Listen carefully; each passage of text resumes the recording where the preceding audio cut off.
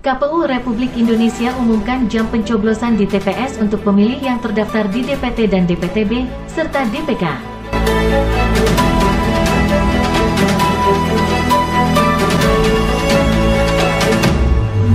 Pemilihan Umum tahun 2024.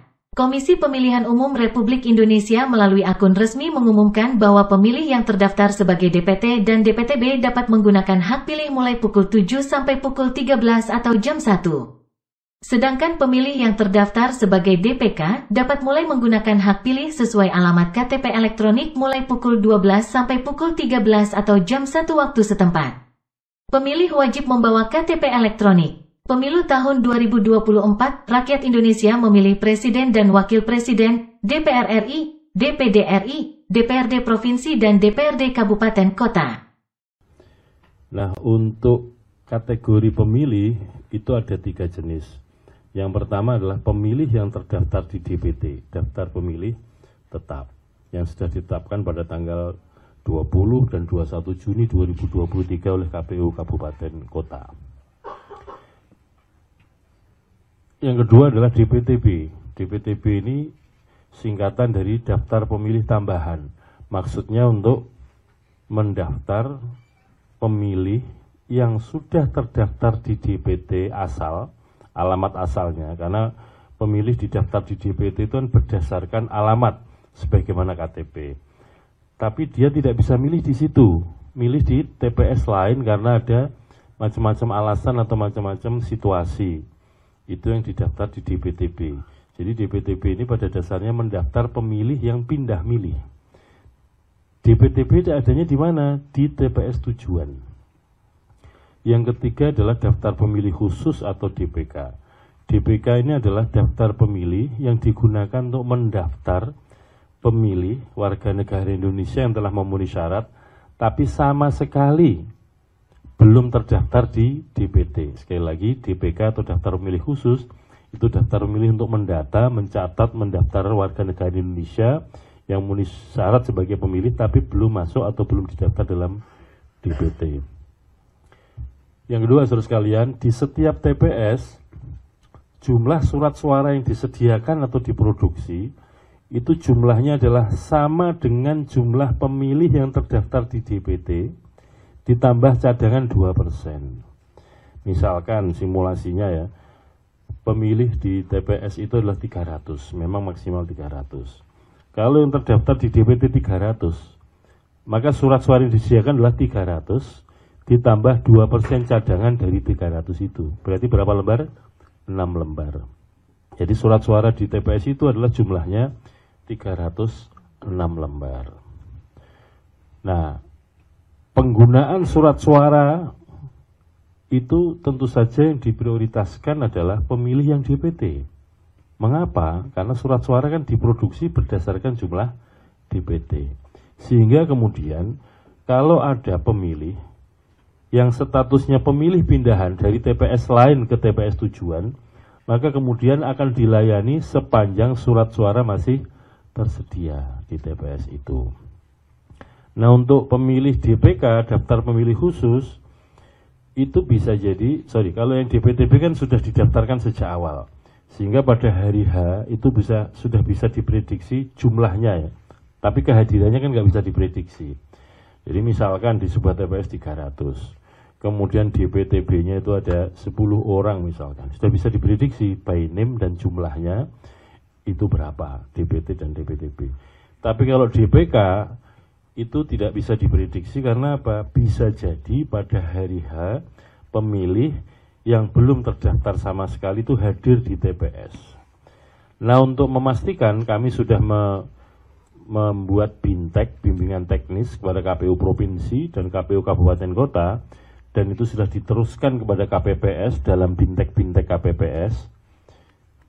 Kami sampaikan bahwa begini,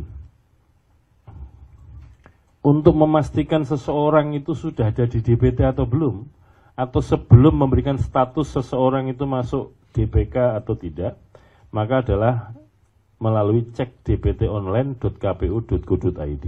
Itu kan cakupannya seluruh Indonesia, termasuk yang luar negeri. Kalau nama tersebut sudah ada di DPT, ya. Misalkan ada orang dari, katakanlah ya, Kota Semarang, lalu kemudian pada hari H dia ada di Jakarta Pusat dan tidak akan pulang untuk memilih. Maka dia kalau memang berniat untuk memilih di Jakarta Pusat, yang bersangkutan harus ngurus pindah milih. Dan ngurus pindah milih sekarang lebih mudah daripada pemilu-pemilu sebelumnya. Bisa diurus di, katakanlah, kantor KPU Jakarta Pusat. Begitu ya Mbak Betty ya. Dan kemudian dimasukkan ke DPTB. Nah pertanyaannya, ada batas waktunya nggak? Ada. Jadi menurut Undang-Undang Pemilu, batas waktunya adalah harus diurus 30 hari sebelum hari pemungutan suara.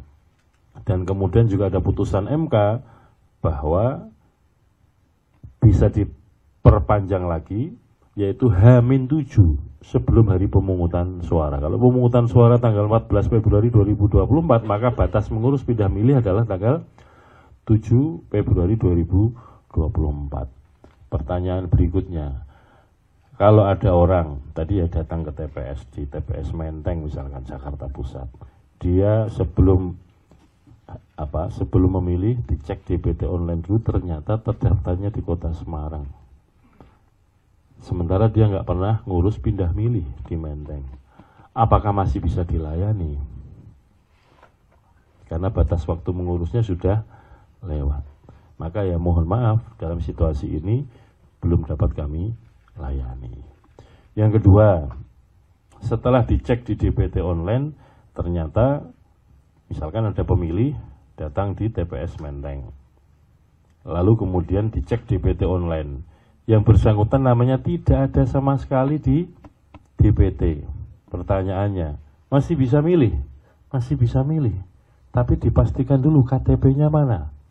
Setelah dicek ternyata KTP-nya Kota Semarang, mohon maaf, tidak bisa memilih di Menteng. Bisanya memilih di mana? Di TPS, di desa kelurahan, sebagaimana alamat KTP. Jadi daftar pemilih khusus itu dapat digunakan untuk memilih. Ya, pemilih yang dimasukkan ke dalam daftar pemilih khusus itu dapat ikut memilih, dimasukkan daftar pemilih khusus, tapi adalah ketentuannya yang bersangkutan berada di penggunaan hak pilihnya berada di TPS sesuai dengan alamat KTP desa kelurahannya masing-masing. Nah, itu pun sebagaimana DPTB dapat dilayani kalau menurut ketentuan perundang-undangan adalah 1 jam terakhir sebelum TPS tutup. Jadi kalau TPS tutup jam 13, pemilih DPK ini dilayani jam 12 sampai jam 13. Dan tentu saja dengan ketentuan sepanjang surat suara masih tersedia. Khusus untuk yang DPK ini, misalkan dia datang ke TPS 1, surat suaranya sudah tidak tersedia, itu masih bisa dipindahkan ke TPS lain sepanjang masih dalam wilayah desa kelurahan sebagaimana alamat KTP pemilih tersebut.